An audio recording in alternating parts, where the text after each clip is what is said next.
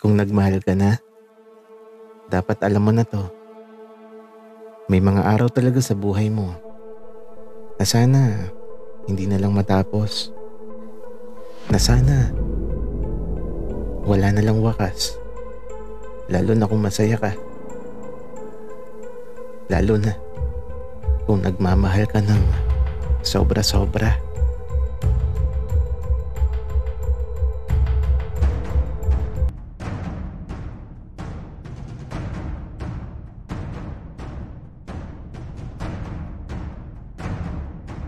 Kaibigan, huwag mong kalimutan mag-subscribe sa aming channel at huwag din kalimutan i-click ang notification bell at subscribe button. Subscribe na!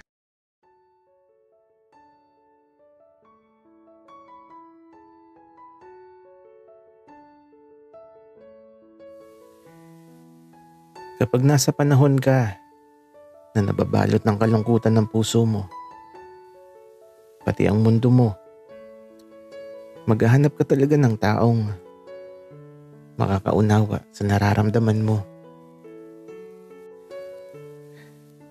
Isang taong sasamahan ka.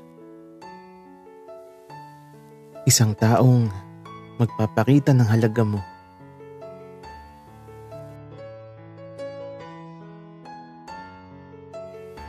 Dave, alam mo, mas bagay pa din talaga kayo ni Ben. Para sa akin lang yun, ha? Maki, hindi na nga siya bumalik. At noong mga panahong kailangan ko siya, hindi ko siya matagpuan. Dave, basta ako. Masaya ako. Pero ikaw ba? Masaya ka ba? Oo, Maki. Masaya ako. Okay. Sabi mo eh. Tara na, Dave. Bumalik na tayo sa malaking bahay. Sige, Maki. Teka. Magpaalam muna tayo.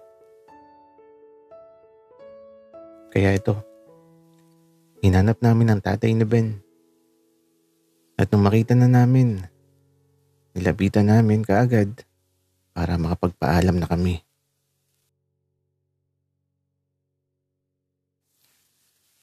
Aalis na po kami. Salamat po sa buko. Wika ako. Sige, mag-iingat kayo sa daan. Tsaka, babalik ka dito, Dave. Sige po. Lagi po akong papasyal dito. Tuluyan na naming nilisan ni Maki ang lugar na yun. At habang naglalakad kami, tahimik lang ako.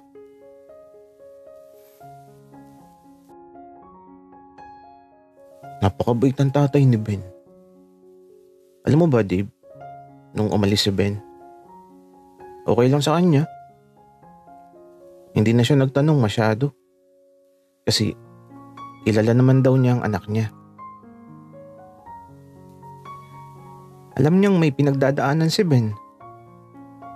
At alam din niyang babalik si Ben sa tamang panahon. Ang tanong na nga lang, talaga kailan ba babalik si Ben? Sana bumalik na si Ben. Kaarawan pa naman niya sa isang araw para masaya.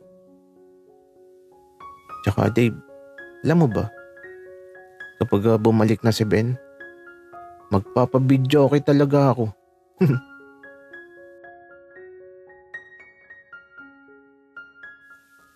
Nakikinig lang ako sa sinasabi ni Maki.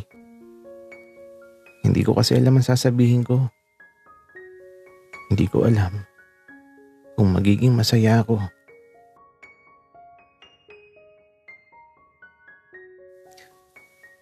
Dave, naririnig mo ba ako? Kanina pa ako nagsasalita dito. Parang wala kang naririnig. Hala, si Ben. Ayun na. Oh, paparating na. Ayun oh. Ha? Nasaan, Maki?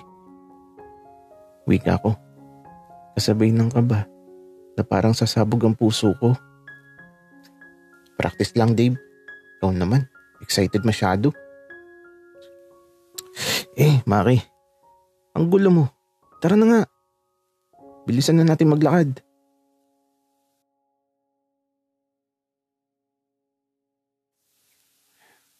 Oo. Gusto ko makita si Ben. Gusto ko siya makausap. Gusto kong sabihin sa kanya lahat ng naranasan ko nung nawala siya. At iniwan ako nag-iisa. Nasaktan din naman ako. Pero kailan ba siya babalik? Para naman mapanatag na yung puso ko. Para mawala na kahit paano yung bigat na nararamdaman ko. Malapit ko nang lisanin ang mundong ito.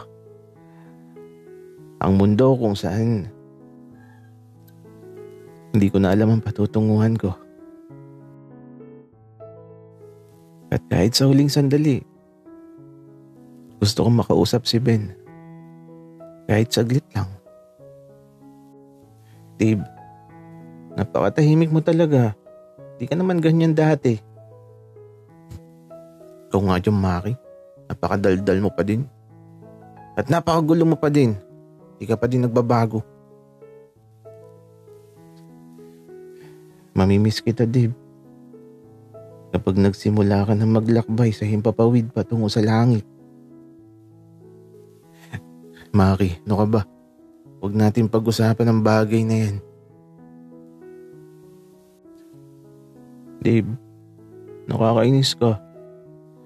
Akala ko pa naman, mag-best friend tayo. Tapos iiwanan mo lang pala ako. Maki, uy, umayos ka. Gagi, huwag kang iiyak. Para kang sira. Sabi nang huwag nang pag-usapan eh. Dave, best friend, mahal na mahal kita. Uy ka ni Maki. Na eto, niyakap ako habang nasa gitna kami ng daan dito sa hasyenda. At aba, may pag-iyak pa siyang nalalaman. Kaya ito, naiiyak na lang din talaga ako. Kagi talaga. Si Maki kasi napakadrama sa buhay.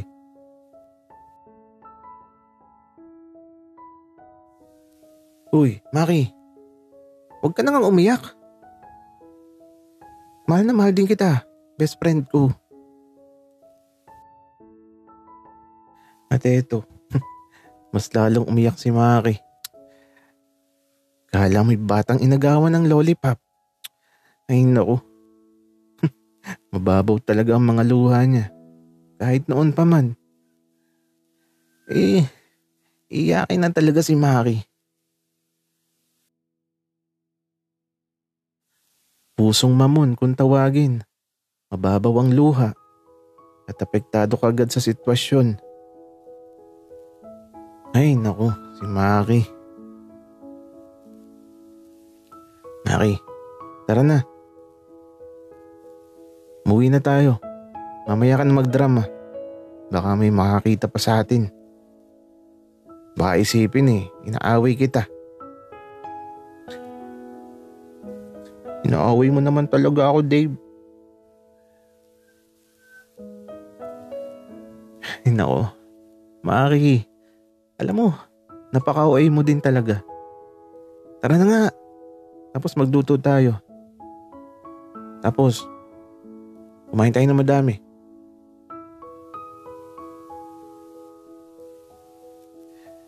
Kaya lang si Maki, naiyak pa din.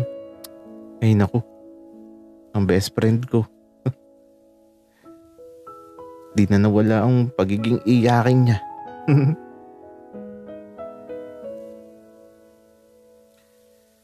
Subalit tila ba, wala na din tayong magagawa. kung may hatol na ang tadhana sa buhay natin dito sa mundo.